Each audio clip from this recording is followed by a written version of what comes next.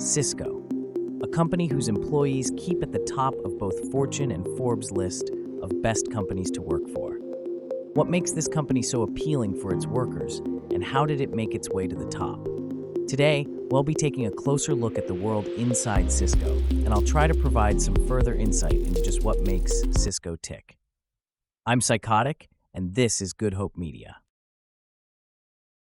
In the mid-1980s, deep inside the buzzing computer labs of Stanford University, two young visionaries, Leonard Bosack and Sandra Lerner, were quietly laying the groundwork for a technological revolution. The pair had met as students, fallen in love, and after graduating in 1981, stayed on at Stanford to run the computing operations of two different departments.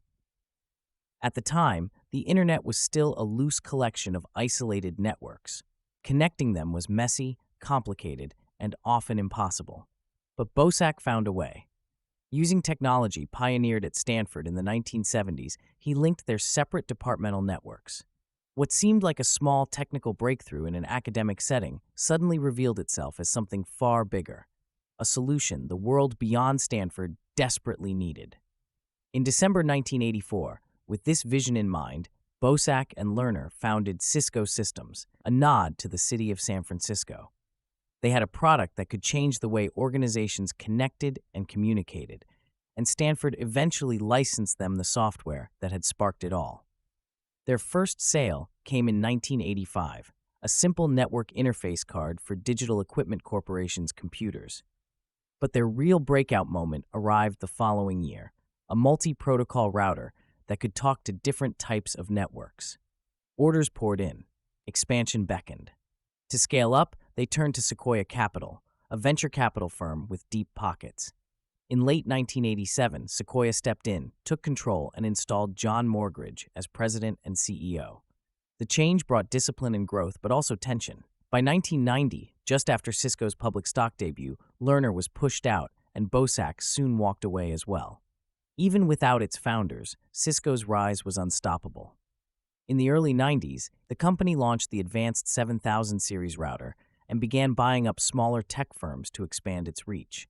Its first acquisition, Crescendo Communications in 1993, moved Cisco decisively into network switching. The headquarters shifted from Menlo Park to San Jose, and in 1995, John T. Chambers took the helm, driving a bold acquisition strategy. One key move, buying Celsius Systems in 1998, securing Cisco's dominance in internet telephony just as the world began to embrace VoIP. Cisco wasn't just keeping up with the future, it was helping define it. In 2006, it unveiled Telepresence, a video conferencing system designed to make people across the globe feel like they were sitting in the same room. The company also emerged as a pioneer in the Internet of Things, a phrase many credit to Cisco itself. By the time Chambers stepped down in 2015, Cisco had transformed. Once known for its hardware routers and switches, it was now also a software and solutions leader, continuing to shape how the world connects, just as Bosack and Lerner had imagined in those Stanford labs decades earlier.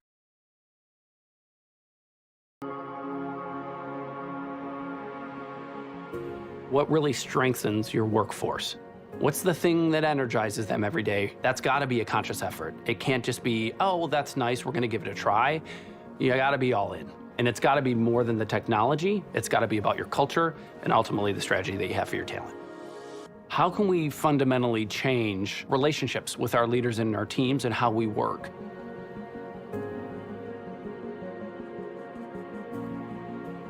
Everyone's at work for so many hours every day, but I think that engaged employee takes that experience from loving what they do at work, and it plays out in so many other ways. Everywhere we look, it always comes back to that attention between a team leader and an employee leads to increased engagement, and then we see that employees that are more engaged performing better as well. We're so much more powerful when we play to our strengths every day, when we do those things that really energize us. And partnering with a company that shares that same belief system was a really important thing for us. So that's where we came to a conclusion to bring Standout, as what we call Team Space, into Cisco. So we have the ability to provide leaders at Cisco with a strength-based coaching experience. So it's very powerful for what you've made available, right, to not only your team leaders, but your team members. There's lots of resources in Teamspace. There's lots of resources outside of Teamspace. We want leaders to be the kind of leaders here at Cisco where they care about their team and their careers and where they're going and growing the employees and capabilities. When we're doing all those things, we know the business results are going to follow. Within those leadership expectations, we've built in measures that are actually things that we can reliably count that come out of team space. It's things like, how often do you launch an engagement pulse and talk to your team about their engagement? How often are you looking or giving attentions to your employees as measured through things like check-ins? We now talk about things that, what do I need from you? What did I love about what I did last week? And sometimes there's stuff that I loathed about last week too. Talking about those things has started to make a difference in our culture, building trust across our teams, additional transparency and authenticity with our teams and our team leaders. If you explain, like, this is why it matters, this is why it's important to you and how it impacts you, I think that's the starting point of getting people to actually use something. Right. A truly globally people at the heart of everything that they do that seeks to create a culture and environment where that uniqueness is honored and is allowed to be expressed in a way that it benefits the teams that they're on, that it benefits the organization, and then benefits the world. One of the reasons why I think we're here is because of the partnership that we've had with TNBC and ADP to challenge the way we look at traditional HR. Not only pushing our companies, but pushing the world to think differently about how we work and how we come together. I have to pause here and say, I searched for happy employee interviews produced by those individuals to include with this story.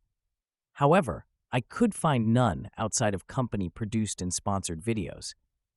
I didn't think those were objective enough to include, so the decision was made to leave them out. Taking a look at all the company has to offer, however, it's obvious they go above and beyond to make it easier to work there. At Cisco, it seems employee perks aren't just a bullet point in the HR handbook, they're part of a bigger philosophy. Take care of people, and they'll take care of the work. That belief shapes a benefits package designed not just to support, but to inspire. Number 1, health and lifestyle. More than coverage. Imagine starting a new job and discovering your health plan is as thoughtful as your career path. Cisco offers full medical, dental, and vision coverage, not only for employees, but for their families. Add to that the Employee Assistance Program, a quiet lifeline for everything from mental health support to financial advice, and you've got a safety net that extends well beyond the office. Flexibility is part of the package too. Flexible schedules, generous PTO, parental leave, adoption assistance, wellness programs, yoga classes, and even gym memberships. Cisco doesn't just encourage work-life balance, it builds it into the day. 2, pay that reflects performance. Cisco's pay structure isn't about climbing a ladder, it's about delivering results. Competitive salaries, performance-based raises, and annual bonuses ensure that excellence gets noticed and rewarded. 3, growing wealth together. The Employee Stock Purchase Program lets staff invest up to 10% of their salary into Cisco shares. At a discount, it's a rare chance to literally grow alongside the company's success. 4, lifelong learning. Need a degree, certification, or specialized course? Cisco's tuition reimbursement covers tuition, books, and lab fees at accredited institutions. Here, professional development is more than a suggestion, it's an expectation. 5, a true year-end break. Each December, Cisco hits pause. Offices in North America shut down entirely, and teams around the world are encouraged to follow suit. It's not just time off, it's a cultural reset, ensuring people come back in January, rested and ready. 6, mental wellness, scientifically backed through the Cisco Mindset program. Employees can join instructor-led or on-demand courses in mindfulness, resilience, and focus, available in multiple languages. It's an acknowledgement that mental health is just as vital as physical health. 7, everyday discounts. From travel deals to electronics, Cisco employees enjoy exclusive discounts, including on Cisco's own products. It's a small but tangible way the company says thanks all year long. 8, creative career mobility. With programs like Job Swap and Time Swap, employees can trade roles temporarily to explore new skills, departments, and perspectives. It's career development through real-world experience, not just training videos. 9, stretch assignments.